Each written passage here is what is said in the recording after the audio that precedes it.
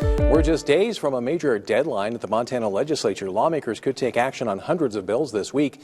MTN senior political reporter Jonathan Ambarian has a closer look at where things stand ahead of Friday's transmittal deadline. Tuesday is the 45th day of the Montana legislative session, the halfway point. And in previous sessions, that would mean it was also the transmittal deadline, the date when most bills have to clear their first chamber or die.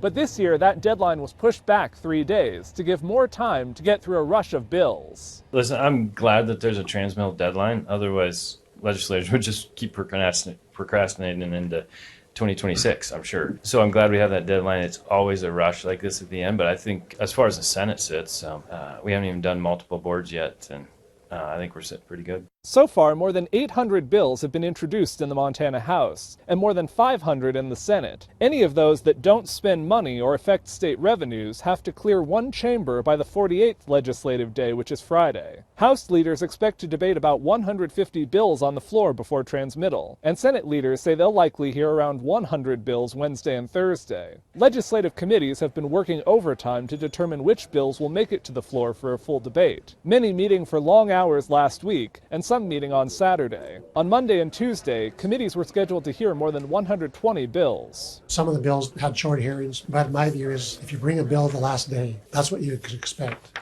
And a lot of those bills aren't ready, they're not well thought out, they're hastily drafted, and they deserve to die. The House and Senate will both be spending all day Wednesday and Thursday on the floor, getting through as many bills as they can. Most of the time, who's ever in the chair, so to speak, running the floor will be considerate and make sure that most people get the chance to comment. But there is, I would just say, some more urgency because we know the number of bills we have to get through. Yeah. And so in that sense, the hearings maybe aren't quite as robust as they might otherwise be on the floor. If any bill is going to move on from the House or Senate floor, it has to pass both an initial vote and a final vote the following day. There's no debate on those final votes, so Friday's session is likely to wrap up much quicker than Wednesdays or Thursdays.